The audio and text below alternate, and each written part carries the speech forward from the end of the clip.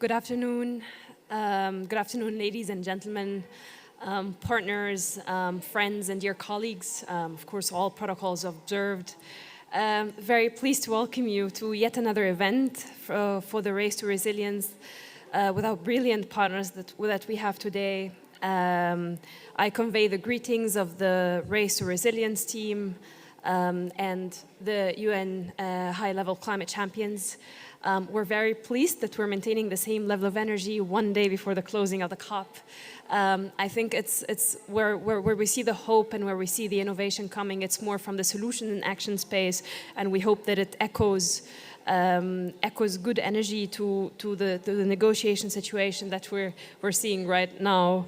And hopefully it will take us to new heights, a year for the global stocktake to ramp up ambition and the global goal on adaptation, to which many of our partners are connected with concrete implementation of solutions on the ground. My name is Mariam. I'll be your master of ceremony for today, and I'd like to welcome you to our event, particularly focused on the youngest continent, Africa, and today we'll be discussing innovation, technology, and entrepreneurship solutions for inclusive climate adaptation.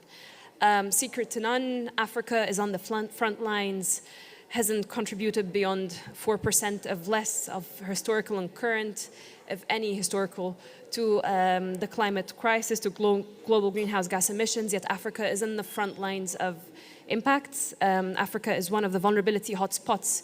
We know that from reality, from practice, but we also know that, well substantiated by the IPCC, Africa is one of the continents in which some of the 3.6 billion people living in vulnerability hotspots are situated. Yet for every cloud, there's a silver lining, and with youth comes innovation, technology, and some of the most active NGOs on ground. We saw that at COP in different shapes or forms, and also the emerging solutions from the continent. So very pleased to have you today on the session on solutions in Africa. And without further ado, I'm very pleased to welcome to the podium for opening remarks Sara Al-Battuti, our global ambassador for both Race to Zero and Race to Resilience. Sara, I'd like to invite you for opening remarks.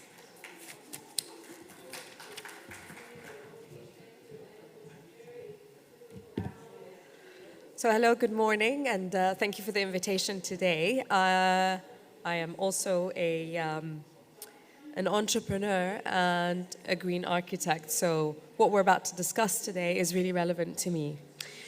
The climate crisis is exhausting Africa. You know, we all hear it, we all feel it, and it's clear that building adaptation and resilience to climate risk is the #1 priority in the region. Non-state actors are emerging, private sector activists, local NGOs are emerging as real key players for adaptation and resilience in buildings, and we want to place them with the high-level champions as the core, as the ones who are transferring the knowledge, the ones who are implementing, the key players in this. The Race to Zero and Race to Resilience campaign stands as a unifying platform that brings these vital efforts with its 34 partners.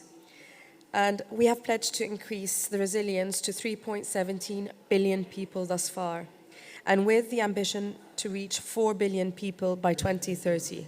This is an extremely ambitious agenda, but we're very confident that together we will do this, which means that we have to have radical collaboration and radical partnerships, and those with expertise and those who really believe in this. Today, we want to demonstrate some of these partnerships, and we also want to demonstrate some of these climate solution and climate resilience solutions on a broad spectrum, and unlocking the power of innovation, finance, technology, and more. I'm going to start with a fireside chat, and I really want to welcome, I'm very pleased to welcome Joshua Mpozem, the founder of the Green Africa Youth Organization, GAYO.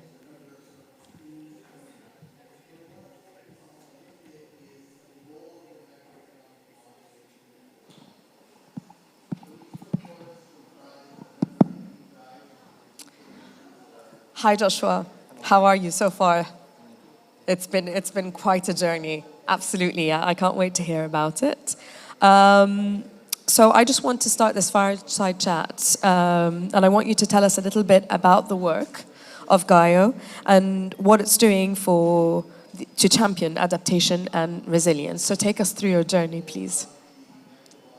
Thank you very much, and it's really exciting to be here.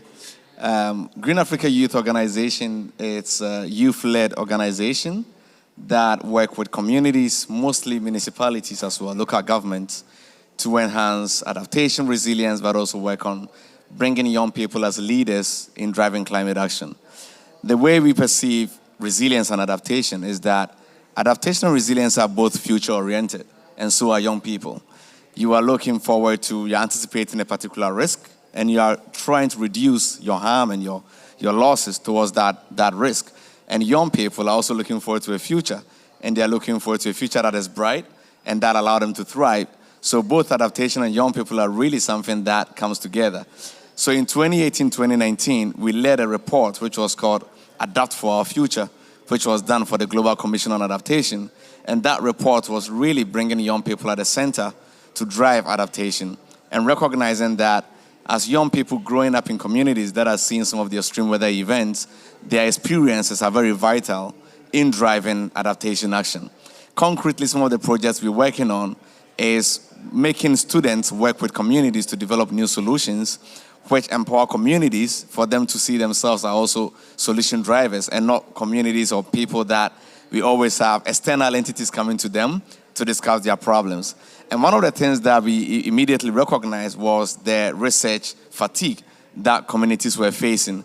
So every adaptation project typically would start with either consultants, whether locally or external consultants from outside the country, going to communities and asking them about certain challenges they face, the differences they are seeing in their livelihood, but the accountability to those communities were not there. So they answer those questions, but they never hear back from researchers or project development or project developers about those questions that were asked.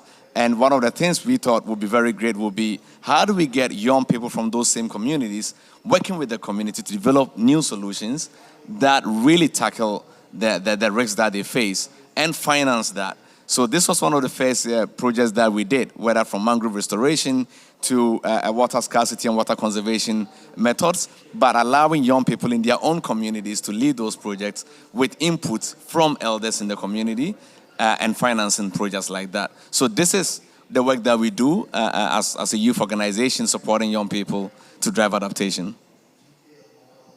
So I understand the idea of localizing the thought process, bringing it closer to young people. So how do you see young people as accelerators to building resilience? How do you see them as key players?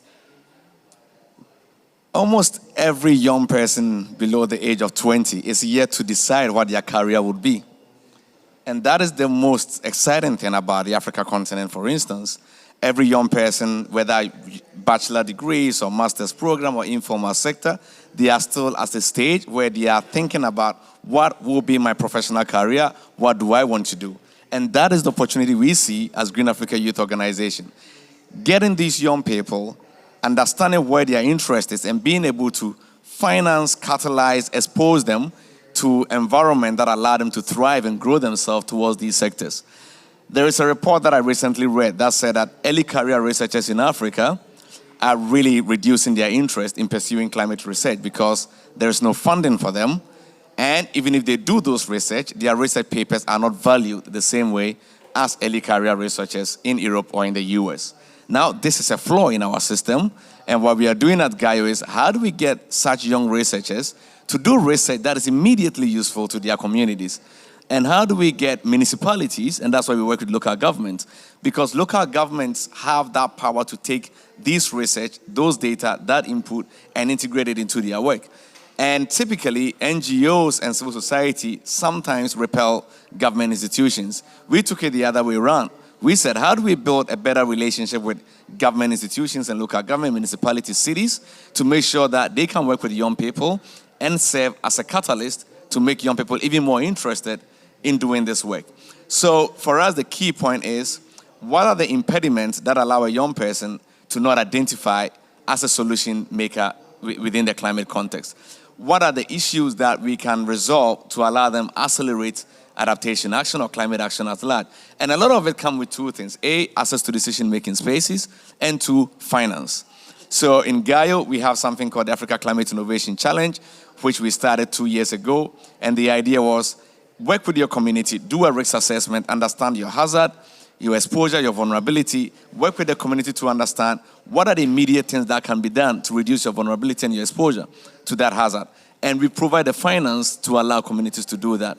That automatically put young people in a seat of working with their community to drive solutions.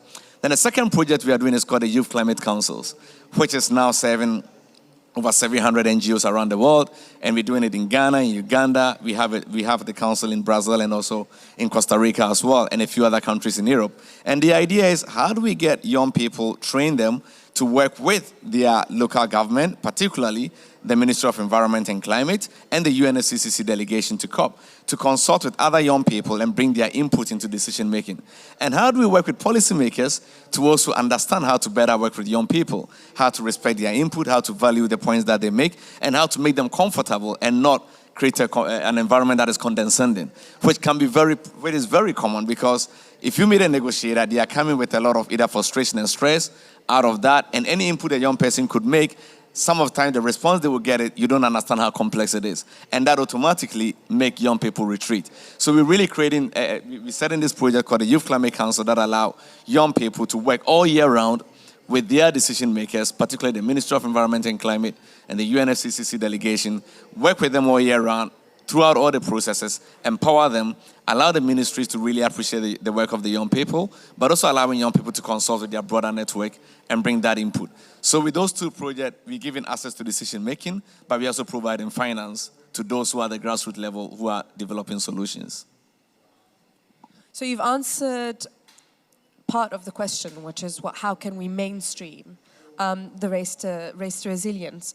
But I want to ask you, how has the race to resilience factored into your work? How has it benefited you? How do you see it as valuable? Because the whole idea is to reach out to non-state actors, to reach out. It's all about collaboration and communication, which is essential for climate action, and also which is the number one prerequisite to creating conversations that actually amount to action in the end. So how do you see the Race to Zero, A, as valuable to you? And also, how can it, work better with you? Thanks for that. One of the things that when I was part of the IIED consultation to develop the locally led adaptation principles, and one of the key aspects of that was co-learning, and being able to share sort of best practices and experiences. And for us, that is the key aspect of being part of the Race to Resilience, because there's so much experiences that is embodied by the members of the Race to Resilience. And as a youth organization that work at a very grassroots level, we want to be able to understand what has worked in the past, what didn't work in other continents and other parts of the world, and how do we focus our energy on the things that have very high impact, potentially low cost, because it's very difficult to fundraise for local communities in many cases. So what are the low cost, high impact projects that we can actually adopt using the best principles available, the best practices available, and being able to implement that in our context. The second part is being part of a community. Being part of a community where you can share your frustrations and you can actually work with other colleagues to brainstorm on the bottlenecks that we face in our projects. So for us, these are things that really excite us, because being part of that community allows us to be able to have mentors, being able to have people who are very much experts in different aspects of adaptation, whether it's being risk assessment or being it how to prevent maladaptation for certain areas where maladaptation is already something that local governments are very, very scared of, and get their expertise and input to guide us in the work we do. And then one final thing I would say is that we are the first youth organization that have been accepted into the Race to Resilience. And for us, this is really a powerful tool to allow young people to even more identify as equal partners in driving resilience. and not as a group that other big organizations get resources and they partner with them just at the local level. We want to use this as a leverage to get other youth organizations all around the world to see themselves as equal partners, equal stakeholders, credible enough to want to be part of a global initiative that will drive resilience for the 4 billion most vulnerable people. So for us, this is really exciting, and we really hope that this becomes a motivation and inspiration for other young people out there to not really keep themselves within the youth space and see it as a separate bubble from the broader climate action work. I think that as young people, we are part of the race, we are part of the commitment, we are equal stakeholders, and we should see ourselves as such, and we want institutions like the Race to Resilience to see us as such too. So I hear you, as the first young organization to join the Race to Zero, as the smallest company to join Race to Zero, this idea of approaching, leaning forward, collaboration, reaching out, identification is embodied with you here today. I want to thank you, Joshua, so much, and I want to welcome Mariam back to the stage for our second part of the session. Thank you.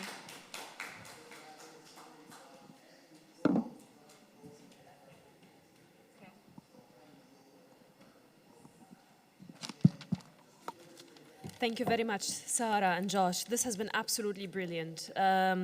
Josh, we're very pleased to have your youth-led organization as our first Race to Resilience partner, and we look forward to working with you with the Race to Resilience, but also as part of the Sharm el-Sheikh Adaptation Agenda, which I have the pleasure of linking to the Race to Resilience as one big ecosystem of action working with a number of partners. Thanks for the inspiration and the hard work on the ground. Apart from Race to Resilience, I also identify as a young person. I've emerged from Yongo and from the work on the NGOs here under this process, and this is just part of our bigger engagement. So definitely youth are a force of change. And fully agree with you on the issue of equal partners. Definitely we have a lot to change, and you're already delivering that. Thank you very much, Sarah and Josh. And I'm now very pleased to move to a solutions panel. And I would like to invite to the panel here our panelists for the next discussion. And we're going to be focusing on accelerating adaptation and resilience across different sectors. So I'm very pleased to invite here Sareen Malik, who's the Vice Chair of Sanitation and Water for All. I welcome you, Sareen. Please join me to the panel. Next, I'd like to welcome Claudia Thyme, the co-chair of the Sovereign and Humanitarian Solutions Working Group in the Insurance Development Forum. Welcome, Claudia. Great to have you. And I'd also want to welcome Indranil Dardwakar, associate at CFAR Alliance. Welcome, Indranil. And last but not least, I'd like to welcome my brother Mohiddin Bushra from Daraja Media and ICT team. Pleased to have you with me.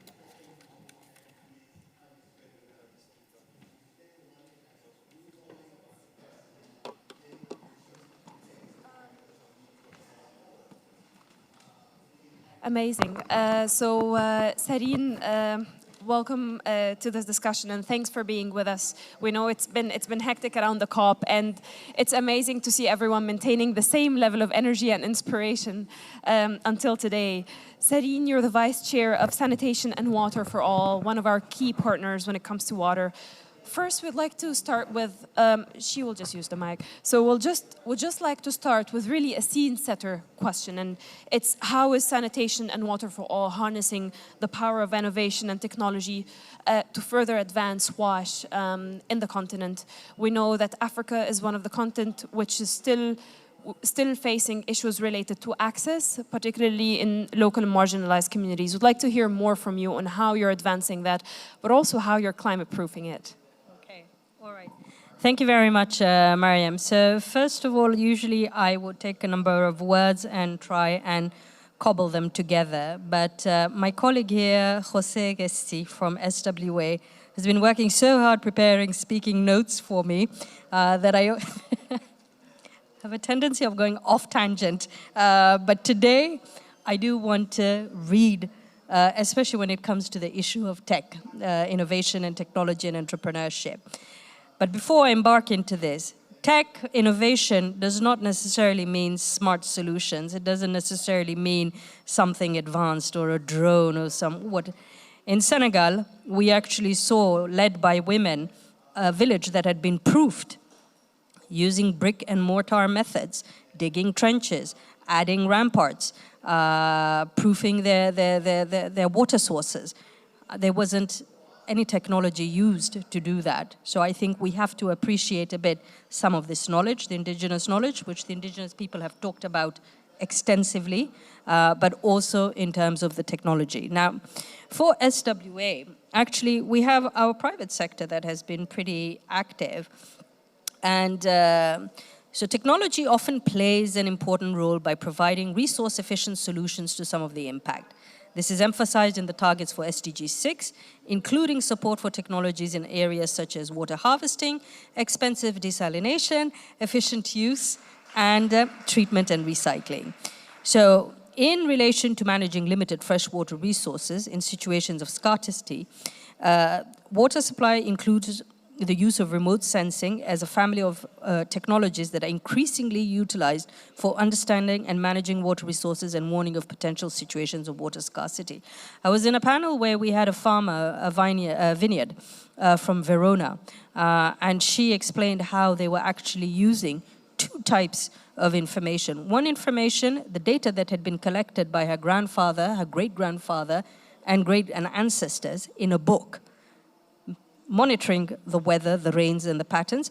And she, of the new generation, that was using remote sensors and drones. And I'm sorry, I'm not a tech person, I'm a legal person. So in terms of, that was what was being used. So again, a marriage between these two methodologies.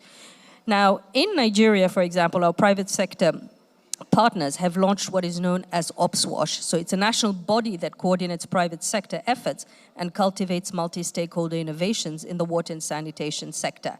So it has specific focus on how the private sector can support the government's objective to end ODF in the country by 2025, but also in terms of how the private sector's knowledge can be harnessed and leveraged in terms of WASH against climate change impacts. So this is a bit of the work that we've been doing. Remember that SWA is made up of the private sector, the government, non-state actors, research and academia, so an entire constituencies that come together through the multi-stakeholder platforms, and of course, our convening power that we have to bring these commitments that I will speak about later on. Thank you. Thank you. Thank you very much. Thank you very much for this. And I want to pick up some of your points. And now you spoke about the whole ecosystem of actors advancing those solutions. You've referred to the private sector as well. And from this, I'd like to actually move to Claudia. Claudia, we're seeing the Insurance Development Forum has been a key partner for us, who's working on innovative financial solutions. We have a huge finance gap that is widening, particularly in Africa. It's coupled by a lack of private sector engagement, but also there are encouraging signs that we're seeing in financial institutions to enhance access and availability of different financial instruments, particularly to local communities. How do you see this evolving in the insurance industry? To you, Claudia. Thank you, Maria, for the question. And maybe for those that don't know the Insurance Development Forum, let me quickly explain that it is a public-private partnership, which is led by the insurance industry, but it's co-chaired by the World Bank and the UN Development Program. And I think you're right. And in fact, I find that at this COP, there have been many more panels and discussions that cover insurance and the recognition of insurance, not in the typical picture that we have how it works personally, but actually as a risk financing instrument. So let me also start by saying that communities that are covered by insurance recover on average 1 year faster after a disaster than those that are not protected. And that is resilience, right? How quickly do you have the ability to recover? And also to say that as insurers, we're not only coming to contribute our products, but actually our know-how and our expertise. And how is this happening and where do we see the future? Well, one of the things we're doing is to look to share risk understanding or move it from the global north to the global south. Because it sits in the global north, but it's in the global south where countries need to understand their risk. So we have created, in collaboration with the V20 countries and co-funded by German government, something called the Global Risk Modeling Alliance, which actually educates teams from ministries, universities in a local country and helps them to understand their risk, develop risk models, analyze their risk. What does that do? It enables countries to prioritize where should they put their funds first in terms of adaptation and resilience. It allows them to better attract capital, right?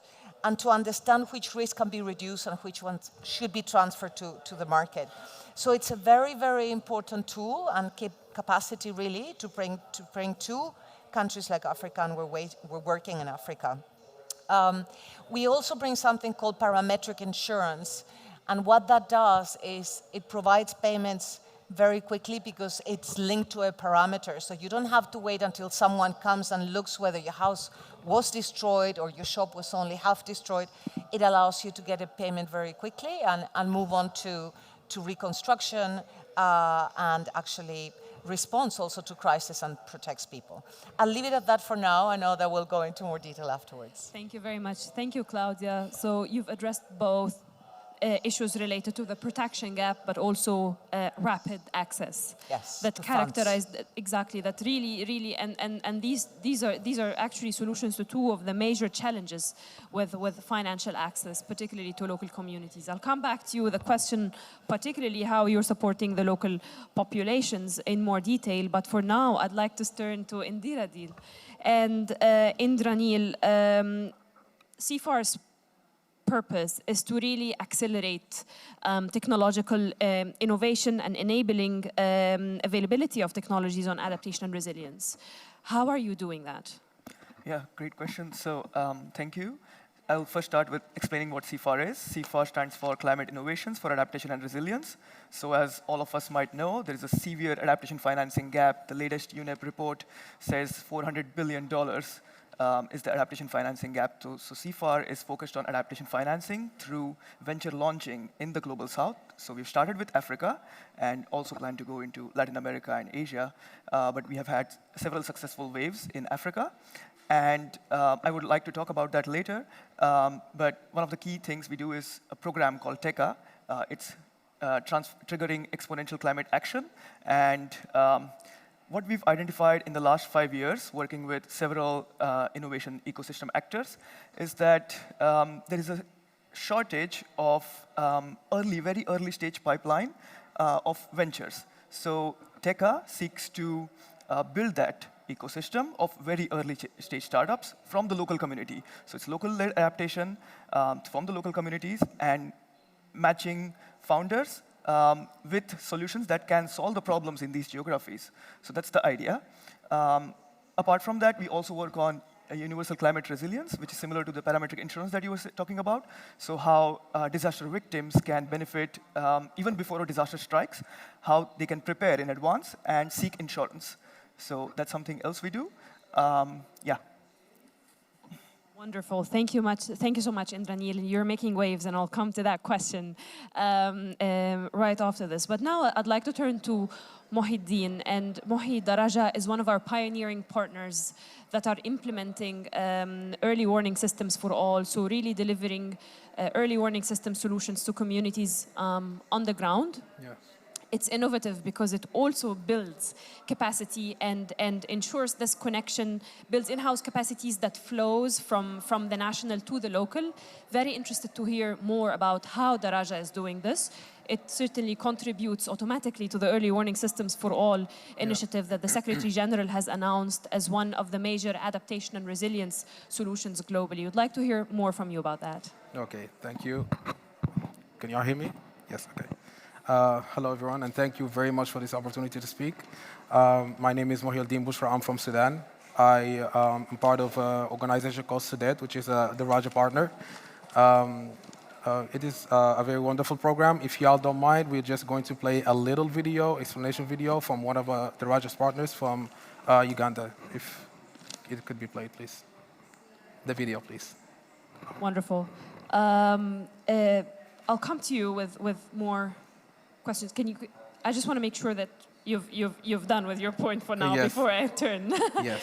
here. So I wanted to come back to you really with a question. Some of the issues that we have been facing in working with Race to Resilience or Sharm Adaptation Agenda is that we want to scale up concrete solutions. And you have been working on a compendium of case studies related to water and sanitation. I think that this is usually key for scaling up, for cooperation on the local level, but also inter-regional cooperation in the African continent. Could you tell us more about this compendium of case studies? So I know Jose is smiling because we have been launching this compendium of case studies since the 4th of December, and I will take this opportunity to launch it again. So it's a body of work that brings together about 30 case studies that really shows the work of non-state actors in terms of bridging the gap in the WASH and climate change nexus. I really recommend and urge you to read it because, for one, it really strengthens the raison d'être of civil society organizations and non-state actors. By the way, the youth, your civil society, just in case. And it really makes a call in terms of the value of having different partners on the ground. Often more than not, non-state actors or civil society actors are seen as a nuisance. And yet this compendium, and generally the work of SWA, which is trying to really bring everybody together. So we have interesting cases that were brought forth, and again, thank you, Jose Gesti, from Zambia, which looks at climate resilient wash systems. Zambia, as you know, has been severely hit by various hydrometeorological events affecting water and sanitation. Probably the most interesting case, and one that is close to my heart, is in Uganda, where there's a climate resilient program that takes into consideration gender inequality. I just read today's summary, and I saw that gender was it postponed or not agreed? Really? Okay. We then have Kenya, fecal sludge management program as well, that integrated climate resilient or climate change infrastructure. So these are a bit of the examples that we have in this compendium. But again, an example of showing really how civil society is trying to bridge this gap.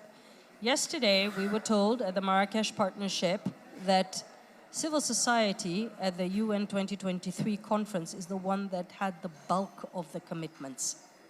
I think the bulk of the commitments was with civil society organizations. So linking as well to a bit of this, it's in terms of how we are moving forward. I will come then next to the issue of accountability and how that is probably the driving force in the kind of work that we do. Thank you. Thank you very much for those points. And accountability is very important. We are seeing this interplay here, but I'm so happy to come back to you on this before we close. Next, I'd like to turn to you, Claudia. And Claudia, I would like to hear in more detail from you about how your current, if I may say, innovative insurance instruments overcomes the traditional challenges that come particularly for local populations. We always hear about the challenges that come with insurance, maybe high premiums, how it may not be accessible to the local populations, but I see that you're challenging that with your current instruments. Could you tell us more about this? Yes, that is right. And I think there are two approaches. I'd like to give you two examples of projects that we are running in Africa. One is that actually microinsurance reaching, the poor they're difficult to reach, right? Remote communities, and they might not have the funds to cover insurance. It's quite challenging.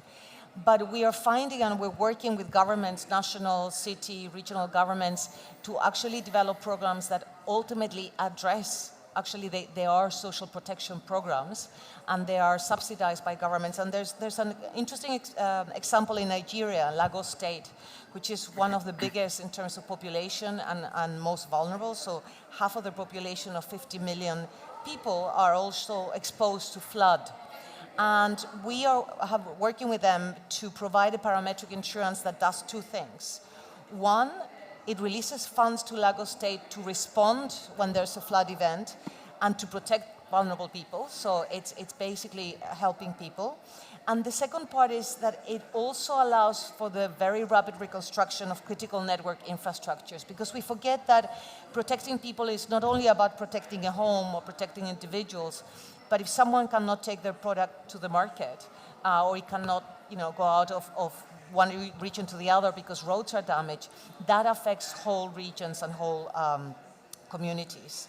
So that is one project that we have, and we work with the local, not only the local regional government, but local meteorological, having the same trouble as you, authority, but also disaster response agency, etc. So for us, it's very important that these projects are country-led. And very quickly, a second project, which is about inclusive insurance in Kenya. We have an inclusive insurance working group in the Insurance Development Forum, and their strategy to develop a program for a country is to start with a workshop that brings all the local actors together. And in this case, it included technology companies. When we often work with telecommunications companies. And Kenya is a country, of course, that has a growing economy, but insurance penetration was going down. They have good technology reach. They have use of digital wallets. But they really look to first assess the gaps and opportunities and design this roadmap that is now in place and that addresses different aspects. So there's technical assistance to establish this digital microinsurance distribution platform so that more people can be reached. There's also comprehensive coverage for smallholder farmers, right, that are often forgotten across different risks, right? So health, life, pension, etc.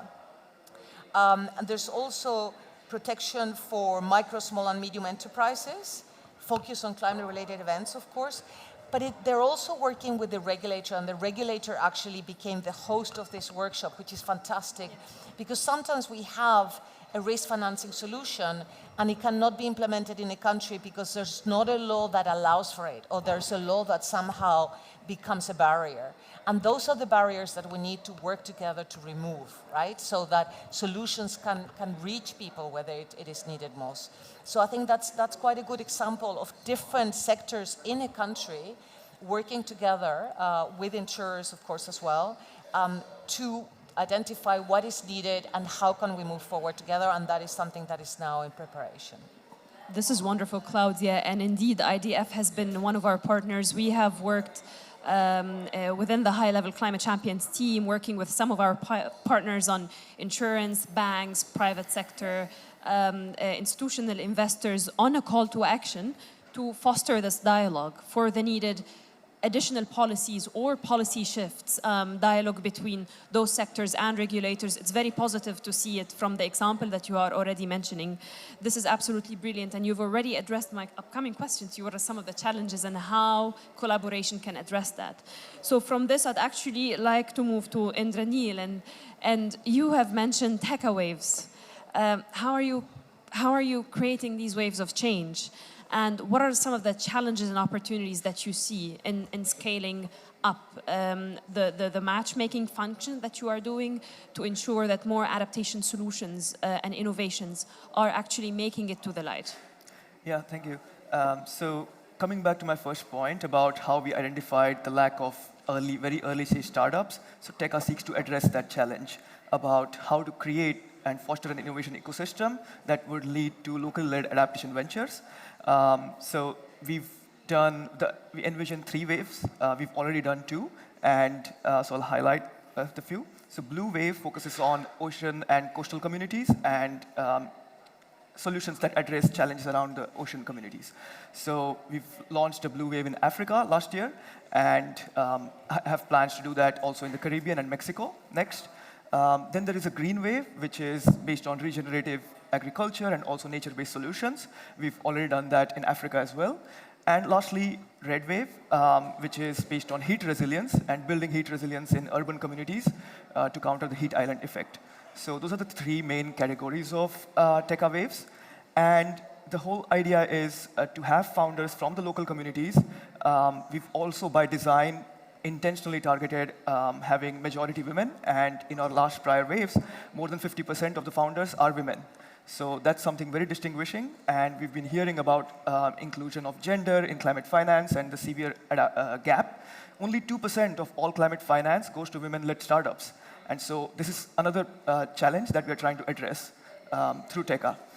And lastly, all startups are led by local communities. So these are people that undergo a 6-month to 1-year fellowship program. It's a full-time commitment.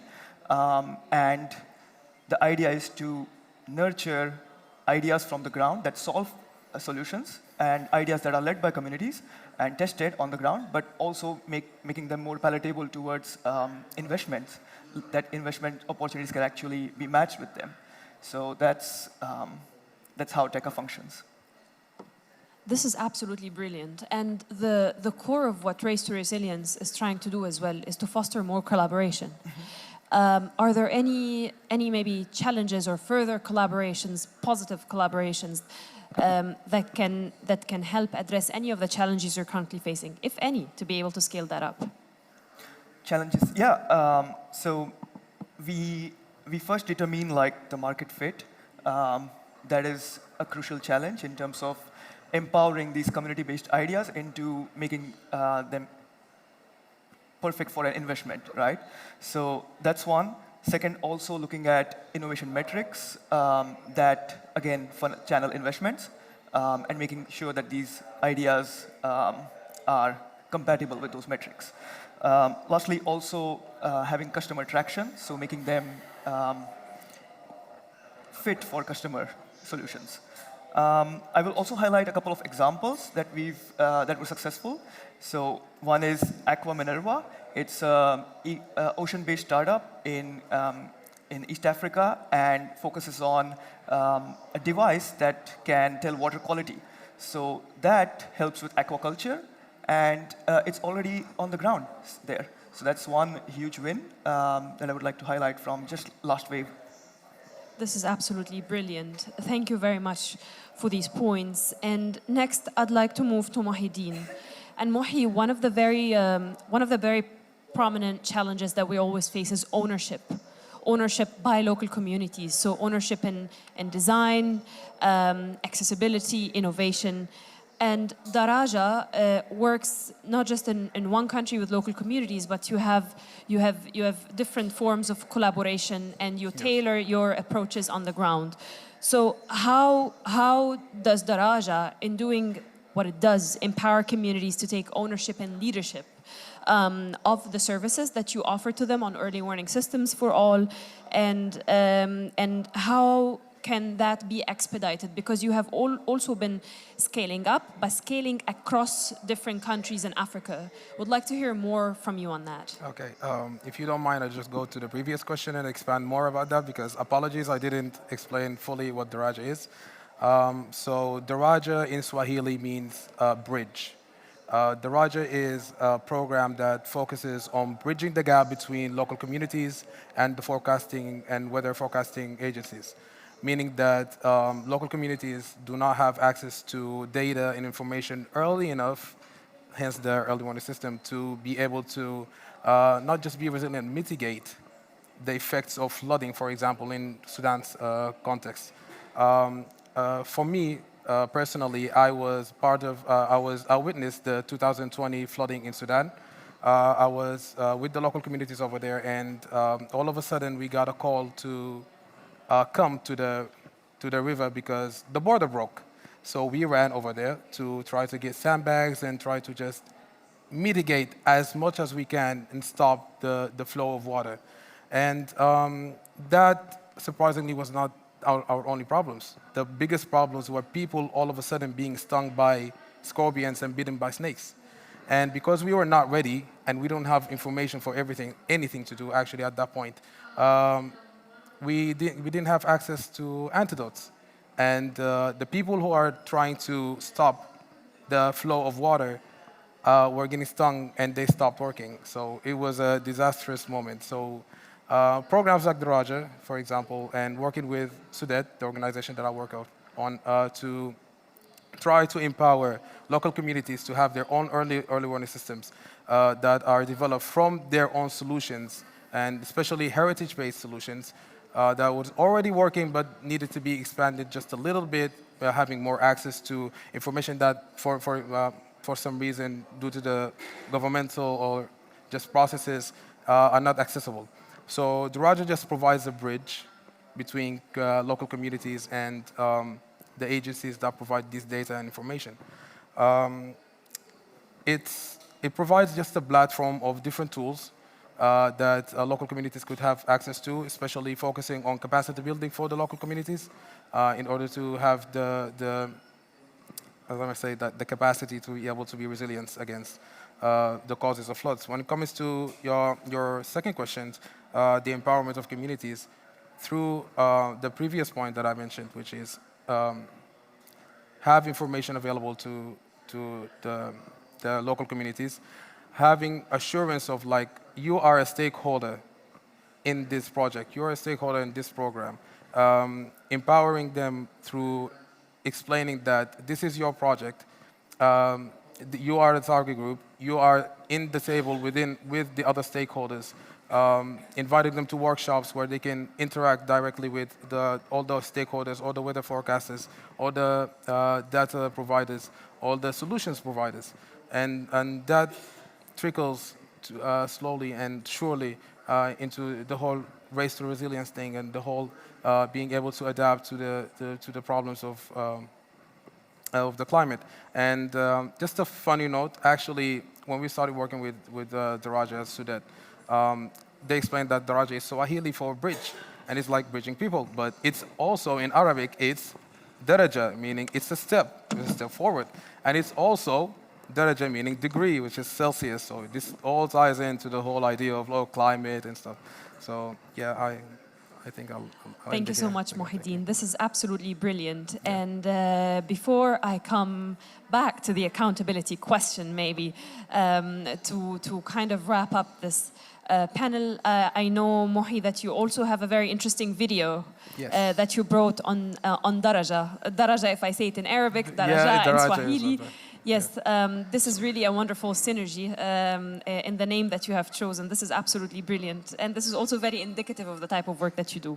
Yeah. So greetings on that. And may I invite our technical team to play the video. So the video is going to be just an explanation, the same thing that I did now, just an explanation about... do you mind pausing, please? Just an explanation about the Raja and what it does. It's from one of the partners of the Raja. So it just gives you like a visual representation of the Raja and what it does. So I hope you can see it. Okay, you can play it now. Thank you.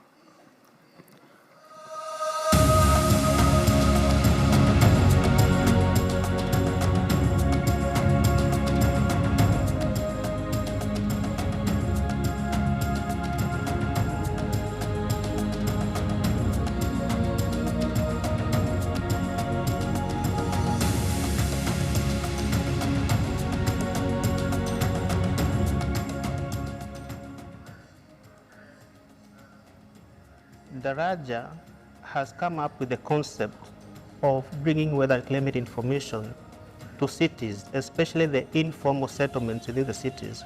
You will understand that because of climate change, we have a lot of rural-urban migration right now. And these people, when they come into the cities, they invariably live in areas which are exposed, like riverbanks and floodplains. Now, these areas are very dangerous when it rains, when you have heavy rains. So Daraja is going to put, let's say, light into these areas which have been neglected and provide information for these particular areas. As far as WISA is concerned, our philosophy is not just to provide information, but to involve the user, the intermediaries, for example, the media, and then the national med services. When they come together, then we have seen increased uptake, increased use of weather and climate information services, which translates to resilience in the long run. So these are things that we can bring on board the UN program that is coming up.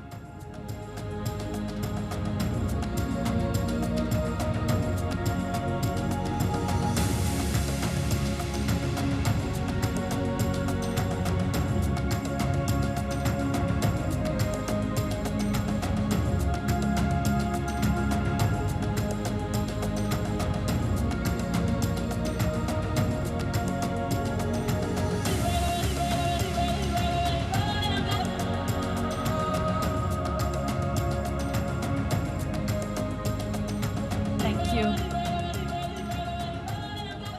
Thank you very much, Mohi, for sharing with us this nice teaser to the work of Daraja and the great work that you are doing. Allow me to come back to the question of accountability, and this is a very important point. I think at the heart of Race to Resilience is pledging how you're delivering impact to people towards improving the resilience of 4 billion people, which is approximately the number that the IPCC has indicated that currently lives in vulnerability hotspots, particularly in areas in Africa, Southeast Asia, Central and Latin America, and small island states particularly, which we identify maybe as the developing world, on those who are on the front lines. And it's very important that it's great to see the work of our partners actually delivering this impact, not just ballooning commitments. So accountability, it's at the heart of climate action. It's also at the heart of climate justice. So what do you have to say about that? You have triggered this interesting discussion on accountability and the role of NGOs. Okay, by a show of hand, how many of you know SWA? Jose, you can put your hand up. Okay. You're not very many. So I invite you to take a look and see the work we do, what we're made out of, our structures, our stories, and I invite you to join those various multi-stakeholder platforms that push what is known as the mutual accountability mechanisms. I think there's a little R on that on that mum. What does it mean? Well, I love my continent to bits. We do know that we have a problem with lip service on the continent, isn't it? I heard you talking about your engagements with the local authorities, and it made me smile because I was like, good luck to you on that front. Now, the mutual accountability mechanisms and the multi-stakeholder platforms come in to try and manage that lip service, meaning that you have these platforms that are convened at regional, international, local level that sits these different partners down that made those promises and explain why you didn't fulfill your promise, or or be congratulated on fulfilling your promise, and what more promises are you going to make? Because when you look at the figures for Africa, it's usually this really dismal picture of doom and gloom that we're not going to reach anywhere. But I remain an optimistic. So these mutual accountability mechanisms and the multi-stakeholder platforms brings these various actors. Now, how these platforms, who are the foot soldiers? The foot soldiers are the civil society organizations. I was actually telling Mariam that I'd probably have a hint of sarcasm where we're still being asked, what does civil society do? Really? We're still being asked what we do. What have we not done? What have we not done? From replacing governments, the government services in certain cases, policy and advocacy, oversight role, ensuring that the invisible are made visible, that the unheard are made heard. Sorry, very cliche, but it used to be original. So this is what we do as civil society organizations. And in making sure that that meeting is actually going to take place between the ministry, between the various stakeholders, between the private sector, and also taking a look at, are these policies, are these institutions, are these regulations responsive to the needs of people? Does it put people at the center? So that is really the critical role in terms of what that civil society plays, but also, like I said, I invite you to be part of these multi-stakeholder platforms. The network is literally ready. The environment, to a certain extent, has been enabled in the country for you to reach out to the various sector stakeholders. Mariam, before I close, maybe just a side on the reaction of private sector. I sometimes wonder if we should not talk more about impact rather than innovation. If we shouldn't recalibrate that a bit. The reason I say this is because in a different capacity, I run about 3 acceleration programs with SMEs. There's nothing innovative, unless the technologies that were taken from the north to be retrofit in the south. But what we focus on is impact, because not everybody can come up with innovation. And what is the definition of innovation? Like I said, sometimes it doesn't have to be big tech. How many of you in here made your own toys?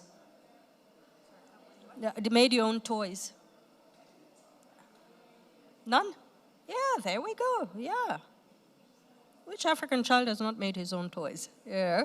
So, so it's in terms of, I think, looking at impact. And of course, innovation being there, but ultimately what is the impact that is being made? And this we found with the private enterprises pretty much, shifted a bit their focus and made them a little bit more aware of how their activities would affect, the larger ecosystem. So feel free to object, but I just wanted to add that. Thank you. Thank you very much for those very relevant and thought-provoking points, really, before we close. But I think there's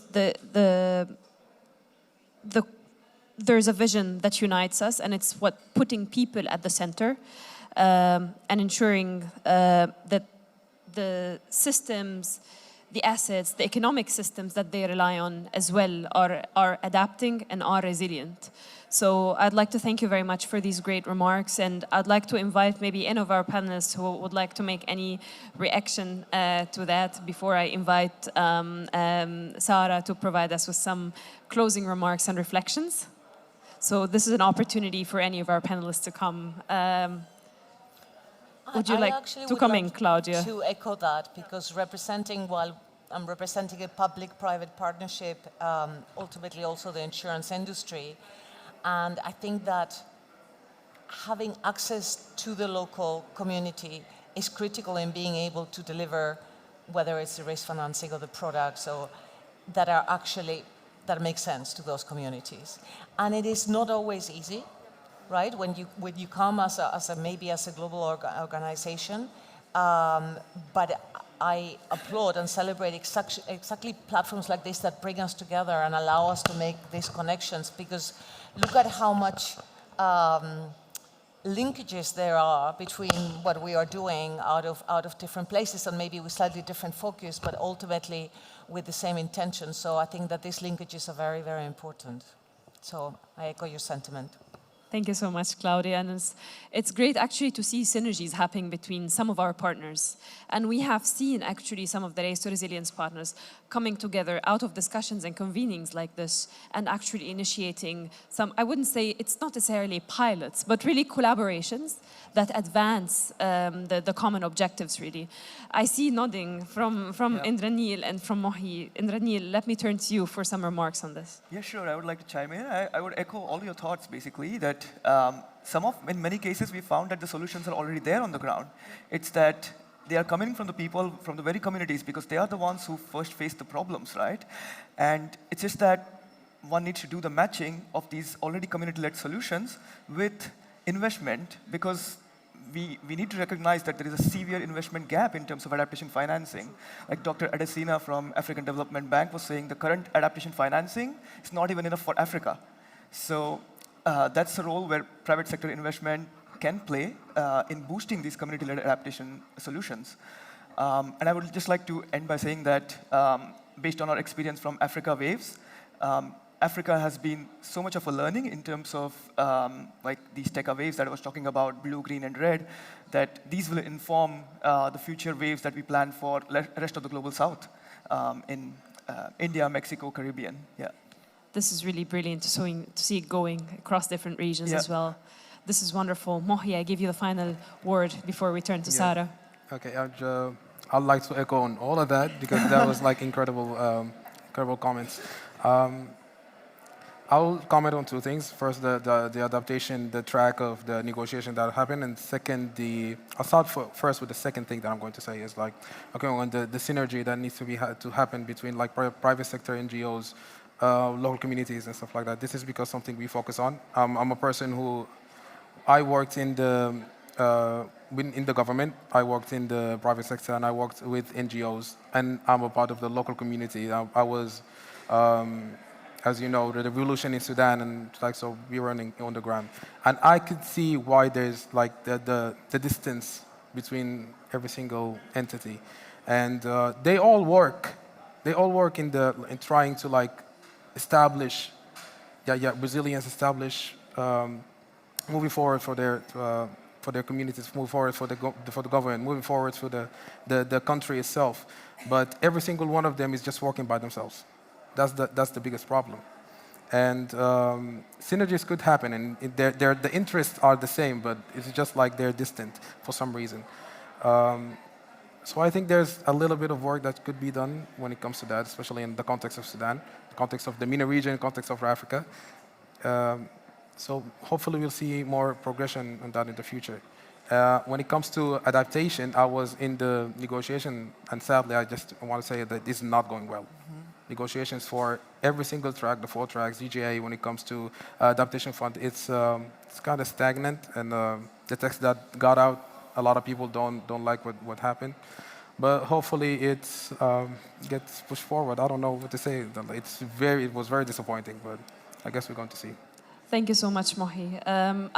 That's why I thought the session at the outset, it's a reason for hope.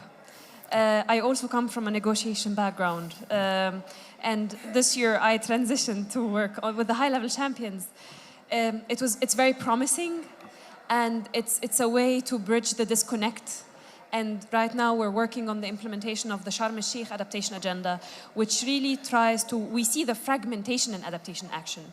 We see the silos, we see the disconnect between devising a global agenda that takes a systems approach that recognizes both the need for incremental but transformational change that disrupts, change that is multi-stakeholder, that takes into account the local, puts people at the center and the ecosystems that they depend on, so looks at all of this and as an ecosystem for action, and looks at the interconnectedness of systems.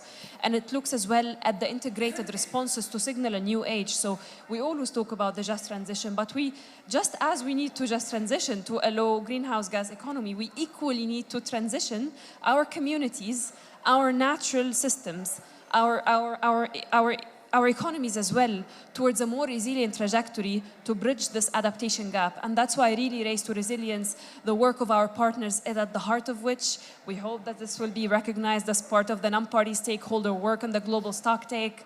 And I think I echo everything that I heard, because we have the beauty of working with all of you, and we really hope that the Race to Resilience and the Sharm Adaptation Agenda as this bigger agenda of action can force more synergies, more connections, more partnerships between our partners, and have new others as well on board.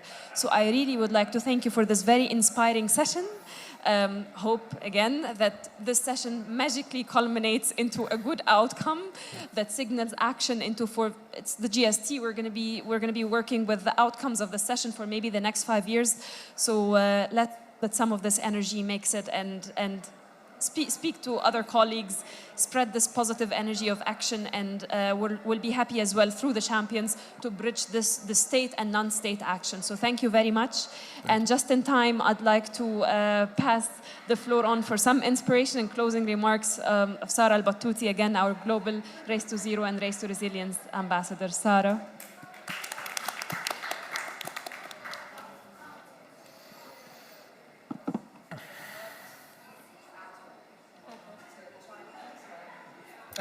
Put everything together in closing remarks, but so much has been said. I want to take away, starting with Joshua, the main points that I heard is this thing about research fatigue. You know, this is giving alarm bells because people are hungry for action on the ground, and this is really important. And you know what? What I heard is young people are concerned about follow-up and results and impact. And what I hear from that is these are the prerequisites for good managers and good leaders, if this is what they're looking for. So it's right out there. These are the qualities that they're looking for. I really wanted to bring that through. Sarine, what you're saying is extremely relevant in terms for practitioners like myself. We cannot keep calling things smart if people cannot use them. It's the opposite of smart. And this idea of reaching out between impact and innovation, relevance of the innovation that we are investing in is really important because everyone needs to use a smart solution. So I think, you know, going back to inherent indigenous knowledge, it's really underrated. Okay, I'm from the private sector and we use inherent indigenous knowledge, and I'm giving you a secret about my company. My God, it's economically efficient. Okay, it's there on the ground. So I think this is really important to bring back. Claudia, you're coming from a completely different world, and this idea that you've tried and tested contextualization. It's making, redefining relevance. Who are we working with and where are we working with them? And you know, it's not bringing solutions and trying to fit anybody in a particular strata. And that's incredibly important. In the same way, what you were saying, Indranil, about innovation, and what I heard what you're saying, I know it's waves, but it also means, outwards, working outwards, not working upwards only. That's incredibly important for the African continent. And Mohiddin, all of this can be summed up in what you were saying in terms of ownership. You know, I heard when you were speaking about Daraja, you said people so many times. So these are the things that I wanted to bring together. From my perspective and the work with the high-level champions, I think there are keywords. Localization, localization. Bringing climate action into the Sustainable Development Goals is what we're trying to do, and working with different stakeholders and, engaging with the fourth sector, which are people that have knowledge from different sectors, from NGOs, from civic society, from the private sector, from advocacy, and then bringing them all together. And just to bring a message of not hope, because the hope is there. Local expertise, and I wrote this down. Local expertise, when you include it, amounts to greater relevance. We need to have climate action made relevant to the people that we want to impact. It makes economic efficiency, and it causes, inclusion. And impacting the beneficiaries by inviting them in the process is essential for the continuation of everything that we are trying to do. And just to conclude, I think the affluence of young people and the clarity they have about the needs in policy and the needs in action is the key forward. They're very affluent. No one knows what is needed except the person who is implementing it, whose happiness is tied to it, and the person who will also create an intergenerational dialogue and take responsibility for it. So I think inclusion, localization is the key word out of this session. Thank you very much for your amazing input, and we're really looking forward with the high-level climate champions for all of this to just start. It's amazing. Thank you.